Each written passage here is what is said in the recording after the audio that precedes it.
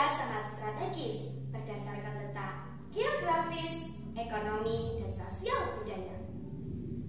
Letaknya yang terbentang di garis khatulistiwa dan keindahan alam yang tiada tara. Jika dilihat dari luar angkasa, Indonesia bagai permata yang sangat mempesona. Itulah sebabnya negara Indonesia mendapatkan julukan Zamrud Khatulistiwa. Bentang alamnya yang berupa pulau-pulau menyebabkan Indonesia memiliki sebutan sebagai negara kepulauan.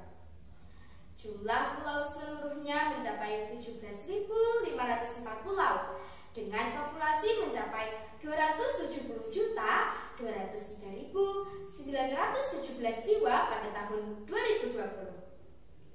Selain itu, Indonesia juga kaya akan budaya.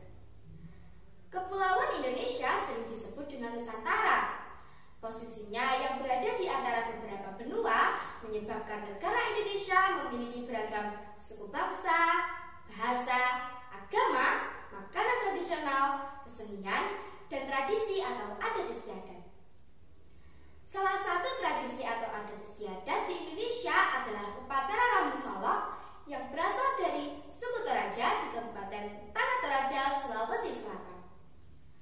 Masyarakat suku Toraja di Kabupaten Tanah Toraja, Sulawesi Selatan punya tradisi khusus pemakaman anggota keluarganya. Ritual itu bernama Rambu Solo. Rambu Solo dilaksanakan untuk penghormatan terakhir bagi mereka yang telah pergi untuk selama-lamanya. Jika upacara adat ini tidak dilaksanakan secara tuntas, masyarakat suku Toraja percaya bahwa orang meninggal belum sepenuhnya pergi.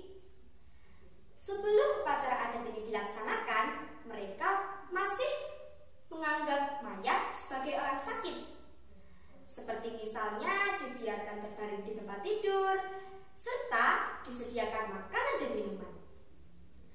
Nama lain dari Rambu Solo adalah Aluk Rantai Matampu.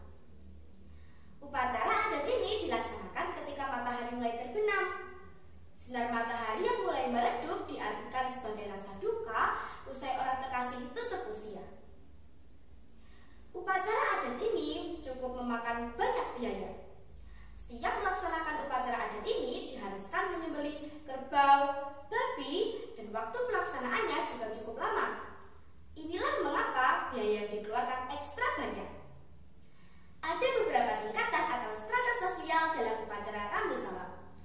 Upacara Rambu Solo terbagi menjadi beberapa tingkatan, antara lain 1. Disili, pemakaman untuk strata terendah serta untuk anak-anak yang belum punya gigi. 2. Dipasang bangun, diperuntukkan untuk rakyat biasa dan dilaksanakan dalam satu malam. 3. Dibatang atau digoyotedong, untuk kalangan bangsawan menengah. Pelaksanaan upacara dibagi 3 jenis, dan jumlah babi dan sapi yang dikurbankan mulai dari 3 sampai 7 ekor. 4. Rapasan, untuk kalangan bangsawan tinggi. Upacara adat ini dilaksanakan 2 kali dalam setahun, yakni Aluk Pia dan Aluk Rantai. Jumlah kurban babi dan sapi mulai dari 9 sampai 100 ekor.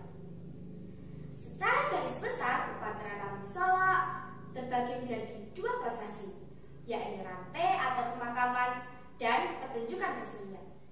Keduanya terpisahkan. Rantai dilaksanakan di tengah area rumah adat Tongkonan. Adapun beberapa prosesi dalam upacara Rambu Solo antara lain 1. Maktu dan Mebalun.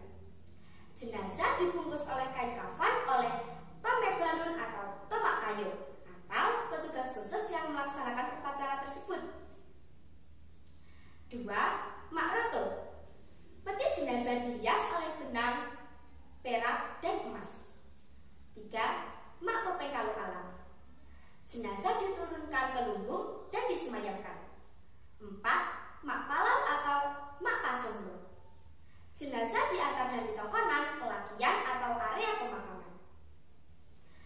Prosesi pertunjukan kesenian tidak hanya untuk memeriahkan upacara, melainkan sebagai wujud penghormatan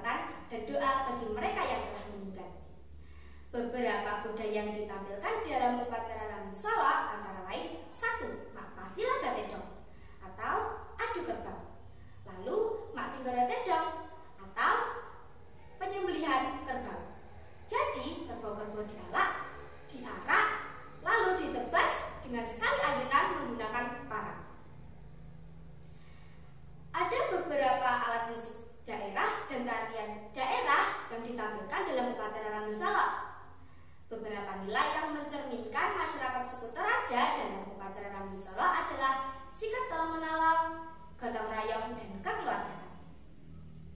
Masyarakat suku Toraja di Kabupaten Tanah Toraja, Sulawesi Selatan meyakini jika upacara adat ini tidak dilaksanakan, maka akan berdampak bagi keluarga yang ditinggalkan berupa kemalangan.